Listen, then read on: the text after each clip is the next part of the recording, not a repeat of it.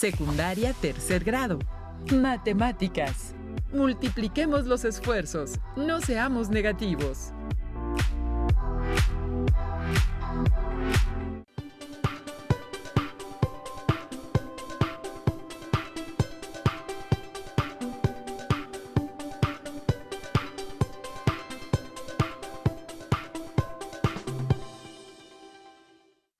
Bienvenidas y bienvenidos a la programación de Aprende en Casa. Esperamos que se encuentren muy bien. En esta sesión abordarán contenidos de la asignatura de matemáticas de segundo grado de secundaria. Así es, más específicamente resolverán problemas de multiplicación y división de números enteros, fracciones y decimales positivos y negativos. Quédense con nosotros porque esta sesión les ayudará a reforzar sus aprendizajes y así a aprovechar este periodo en el que todos debemos quedarnos en casa para superar la contingencia. ¿Tienen listo su cuaderno u hoja y su lápiz para apuntar lo más importante que verán en los siguientes minutos? Ahora sí, comencemos. Como ya habíamos anotado antes, esta sesión dedicada a la resolución de problemas de multiplicación y división con números enteros, fracciones y decimales positivos y negativos. En sesiones anteriores estudiaron la multiplicación empleando algunos conjuntos de números. Es probable que ya dominen el algoritmo de la multiplicación, pero ¿será el mismo cuando se agregan nuevos conjuntos de números? A continuación, les invitamos a ver un recurso audiovisual que les permitirá comprender mejor lo que se conoce como reglas de los signos para la multiplicación, para lo cual requerirán ubicarse en un plano cartesiano. Acompáñenos a ver el siguiente video. Hola, bienvenidos a mi blog. En esta ocasión, ilustraremos mediante el plano cartesiano la multiplicación de números enteros. Analizaremos qué pasa cuando los elementos de nuestra multiplicación tienen diferente signo y cómo podrían observarse las leyes de los signos mediante un segmento de recta en el plano cartesiano. Primero ubiquemos las coordenadas de algunos puntos de la recta. Por ejemplo, menos 6, 18, menos 1, 3. Por último, 4, menos 12. Observa que en esta tabla hay algunos valores de x. ¿Puedes encontrar la coordenada faltante de cualquier punto de la recta? Por ejemplo, ¿cuál es la otra coordenada de un punto si se sabe que x es igual a 20? ¿Qué tuvimos que hacer para obtener la segunda coordenada? Si tenemos el punto con coordenadas 5, menos 5, ¿pertenece o no a la recta? ¿Por qué? ¿Y el que tiene como coordenadas 8 menos 22 pertenece a la recta? ¿Por qué? ¿Y el punto con coordenadas 11 menos 33? Como podemos darnos cuenta, hay una regla de correspondencia que hace que se genere la recta. En nuestro caso es y igual a menos 3 por x. Para demostrarlo, le damos a x cualquier valor. En este caso, valdrá 7. Para eso, sustituimos su valor en la regla de correspondencia y tenemos las coordenadas del punto 7, menos 21. Este punto se encuentra dentro de la recta. En este otro caso, tenemos una tabla con valores de x que van del menos 4 al 4. Y la regla de correspondencia de y es igual a 3 por x. ¿Qué valores obtendremos al sustituir x por los valores en nuestra tabla? ¿Puedes imaginarte el aspecto que tendrá la recta que trazaremos con estas coordenadas? ¿Puedes encontrar un punto de la recta que no aparece en la gráfica, pero está en la recta? Por ejemplo, cuando x es igual a 5. Gracias a la regla de correspondencia, podemos saber si un determinado punto está en la recta sabiendo solo un valor, sin necesidad de recurrir a su gráfica. Con base en lo anterior, ¿cuál es la coordenada y de un punto si se sabe que x es igual a 25? Ahora bien, si tienes el punto con coordenadas 5, 10, ¿pasaría la recta por ese punto? ¿Y por el punto con coordenadas menos 5, 12? ¿Cuáles son las diferencias que encontramos cuando comparamos las dos gráficas? Si observamos los puntos de ambas gráficas, encontramos que cualquier punto de una es el simétrico de la otra. Por ejemplo, 2, menos 6 y 2,6. Basándonos en este ejemplo, ¿podríamos afirmar que cualquier valor que se asigne a las variables cumplirá con lo anterior? ¿Por qué? Si observamos las dos reglas de correspondencia, nos percatamos que son semejantes, solo cambia el signo de la pendiente. ¿Qué obtuvimos cuando la pendiente era negativa y la multiplicamos por un entero negativo? ¿Y cuando la multiplicamos por uno positivo? ¿Y cuando la pendiente era positiva, qué ocurría cuando la multiplicábamos por un número negativo y por un positivo? En conclusión, podemos decir que al multiplicar números con igual signo, se obtiene un número positivo, y al multiplicar número con signo distinto, se obtiene un número negativo. Las conclusiones a las que acabamos de llegar se conocen como la regla de los signos para la multiplicación. Ahora bien, ¿crees que podrías encontrar las coordenadas de esta gráfica? Para resolver este ejercicio, utilicen una hoja cuadriculada. Háganlo con ayuda de sus compañeros y de su profesor. Yo soy América y nos vemos en el próximo Blog de las Matemáticas. Recuerden que al multiplicar números con el mismo signo, el resultado que se obtiene es positivo. Y al multiplicar números con signo diferente, el resultado es negativo. ¿Qué les parece si ahora vemos juntos el siguiente video para analizar más situaciones que pueden presentarse al resolver problemas de multiplicación de números enteros? Hola, soy América. Bienvenidos al Blog de las Matemáticas. Hoy hablaremos sobre unas multiplicaciones, pero no de cualquier tipo.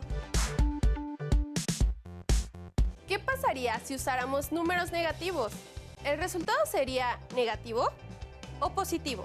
Veremos algunas situaciones que se pueden presentar en nuestra vida y que nos darán la respuesta. Juan ha contratado un servicio de teléfono celular. Cada mes su compañía telefónica le cobrará 300 pesos que descontará de su cuenta bancaria. ¿Cuánto dinero habrá pagado después de un año? Los 300 pesos que paga Juan son una cantidad fija que se le va quitando al dinero que tiene en su cuenta bancaria. Por eso se puede representar como una cantidad negativa, como si fuera una deuda o un faltante. Representemos lo anterior como menos n. A lo largo del año, esa cantidad se va sumando. Por lo tanto, para poder calcular la cantidad de dinero que Juan pagará, podemos sumar repetidamente la deuda. Pero como es una suma repetitiva, podemos verla como una multiplicación.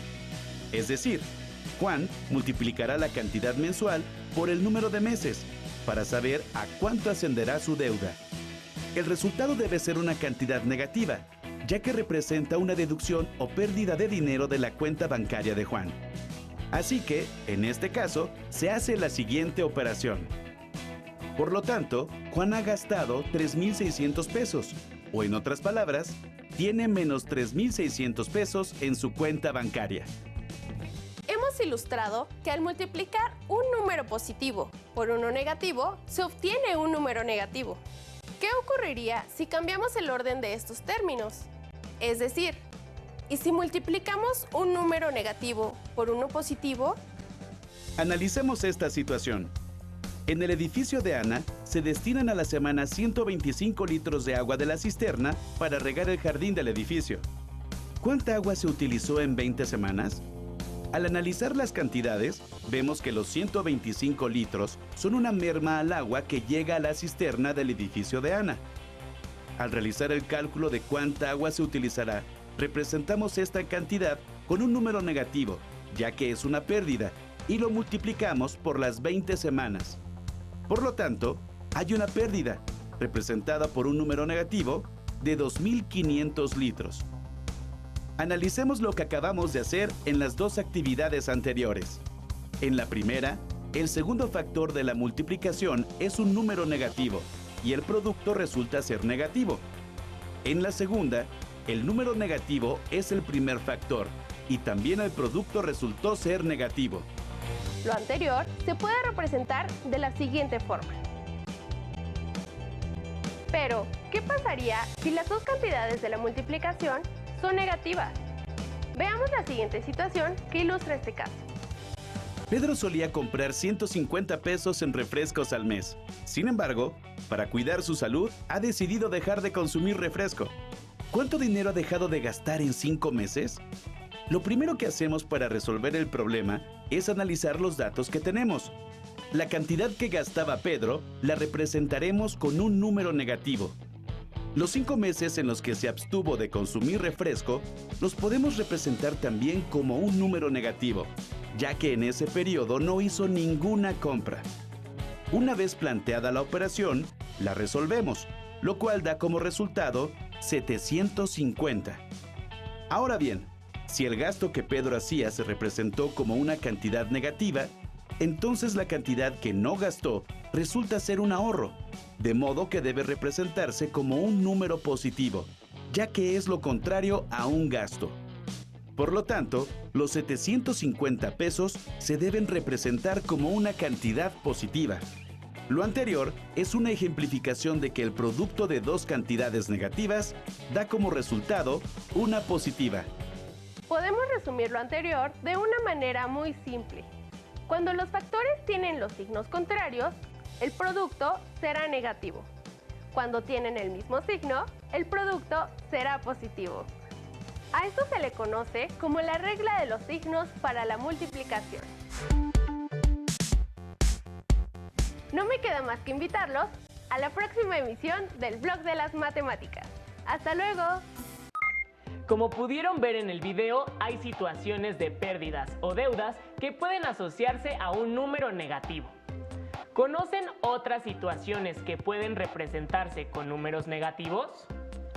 Además, pudieron observar cómo se asocian ciertos datos como una multiplicación de dos números negativos. Seguramente ustedes pueden representarlo de otra manera. Inténtenlo. Ahora las y los invitamos a ver otros casos en los cuales intervienen más factores con signo. Hola amigos, soy América, estudiante de Matemáticas de la Facultad de Ciencias de la UNAM, y les doy la bienvenida al Blog de las Matemáticas. Como recordarán, la ley de los signos determina el signo del resultado de una multiplicación con dos factores. Pero, ¿cuál será el signo del resultado si hay más de dos factores con diferente signo? Acompáñenme a descubrirlo. Tenemos una tabla que tiene -5 de un lado. Este número lo vamos a multiplicar las veces que lo indique la cara de un dado. Por ejemplo, si el dado cae en el número 3, obtenemos -5 por -5 por -5, lo cual nos da como resultado -125. ¿Pueden encontrar la relación entre el número de veces que se multiplicó el -5 y el signo de su resultado? Terminemos de llenar la tabla.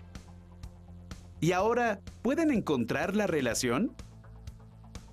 Como pueden darse cuenta, siempre se obtendrá un resultado negativo si hay un número impar de factores negativos en una multiplicación. En cambio, cuando el número de factores negativos es par, siempre se obtendrá un número positivo. Por ejemplo, si en vez de lanzar un dado lanzáramos 2, para obtener la suma de las caras de los dados, del 7 al 12, podríamos saber los signos de los resultados antes de realizar las multiplicaciones. Por otra parte, observen que al multiplicar todos los resultados por -1, obtenemos el número opuesto o simétrico al factor inicial. Si hiciéramos el mismo juego, pero el número que se multiplicara fuese el 2 positivo, ¿qué obtendríamos? ¿Cuándo se obtiene un resultado negativo? Ahora, ¿qué pasaría con los resultados que recién obtuvimos si los multiplicamos por -1?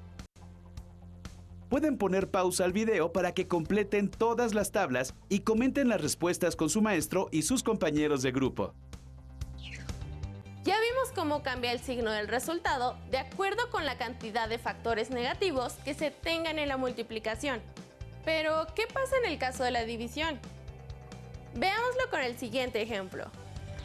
3 socios pagarán por partes iguales una deuda que dejó su empresa por 2.493.396 pesos. Tomando en cuenta que una deuda puede considerarse como una cantidad negativa, ¿cuánto va a perder cada uno? Para encontrar esta cantidad, se divide el total de la deuda entre los 3 socios. Observen que el divisor 3 debe tener signo positivo porque no tiene sentido decir menos 3 personas. El resultado representa la pérdida que cada uno de los socios tendrá, así que esa cantidad es negativa. ¿Qué pasaría si en lugar de calcular la cantidad de dinero que cada socio debe pagar, nos interesara saber el número de socios? Dividimos la deuda total entre la deuda que cada socio debe pagar. De nuevo, como estamos hablando de personas, el resultado no puede ser negativo. Así pues, las leyes de los signos también se cumplen para la división. En la multiplicación, si hay un número impar de factores negativos, entonces el resultado siempre es negativo. Si el número de factores negativos es par, entonces el resultado es positivo. Ahora ya podemos responder la pregunta que se hizo al principio. ¿Cuál será el signo del resultado si hay más de 2 factores con diferente signo?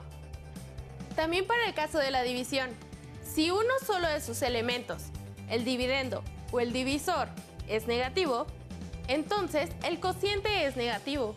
Y si ambos son positivos, el cociente también es positivo. Nos vemos en el próximo blog de las matemáticas.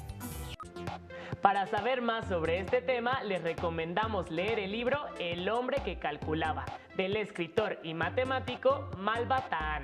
De manera particular, en el capítulo 7 encontrarán una serie de operaciones que les permitirán formar los números del 1 al 10 usando solamente 4 cuatros.